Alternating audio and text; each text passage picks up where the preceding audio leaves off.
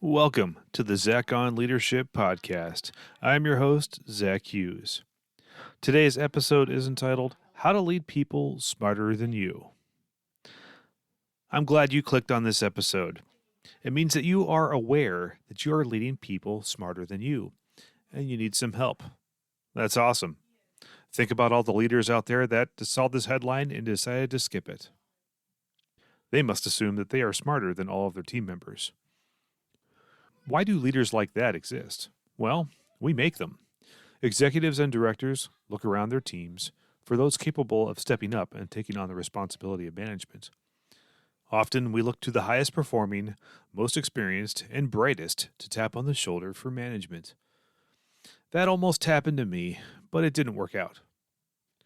About 7 years into my career, I was a senior engineer. I expressed to my higher-ups that I wanted to get into management. My engineering specialty was a technology called Citrix. We were merging with another company, and I wanted to lead the combined team. For a variety of political reasons, that just wasn't going to happen. Instead, I was offered a management position leading the middleware web technology team. I understood the technology, but I wasn't the top expert. In fact, everyone on the team was more experienced than I was. I really wanted to get into management, so I took the job. That first management role, and every role I've held since, required me to lead people who knew more than I do on any given technical subject. That helped me develop some effective leadership habits from the onset. If I had gotten my wish and led the team out of the center of my expertise, it may have stunted my leadership growth. 16 years later, here are the leadership lessons that I've learned from leading people smarter than me. Learn.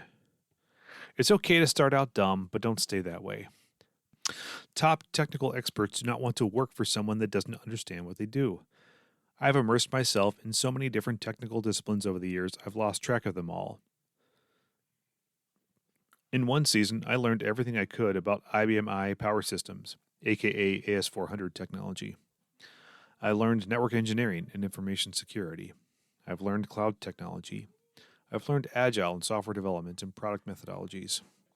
I've even learned SAP from a starting point of what the heck is BASIS?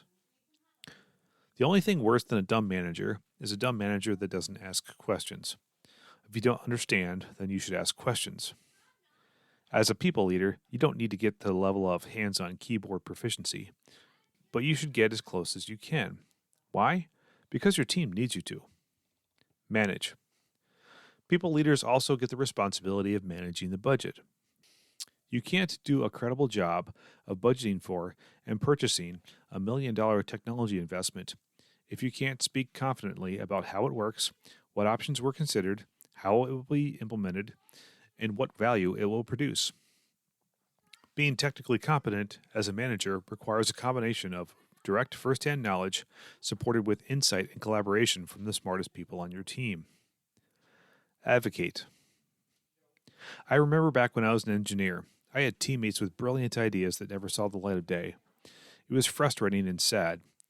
As a leader, I committed myself to the task of curating the best ideas and communicating them upwards so they could get funded and supported. I remember managing one team that was completely dejected because the executives would never spend a dime on their needed technology investments. I listened to them, learned the specifics, presented the case, and got the investment. My engineers were shocked and amazed. Same engineers, same executives, different management. I felt like Red from the movie The Shawshank Redemption. I was the man that could get things from my fellow inmates in our corporate institution. Inspire. I've had the privilege of leading some of the most brilliant and motivated technologists in the industry. They don't need me to tell them what to do, but they all need a little inspiration. Yes, that seems a bit touchy-feely considering the technical nature of the work, but it's real. Smart experts, just like everyone else, want to be reminded about what it's all for. Why are we doing this? What's our worthy cause, and what's my part in it? Technical experts often work behind the scenes and need help making the connection between their work and the impact on the mission. Be the leader that makes the connection. Believe. Finally, your smart team members need you to believe in them. After you learn, manage, advocate, and inspire, Don't forget to let them know that you have confidence in their abilities and you are proud of their accomplishments. The more you treat them like a world-class team, the more they will act like it. Those are my leadership lessons. It's a privilege to lead. If your team members are smarter than you, don't be intimidated, be grateful. Then do for them what they cannot do for themselves. Together, you will work wonders. That's all for this week's episode of the Zach on Leadership Podcast. Thanks for listening.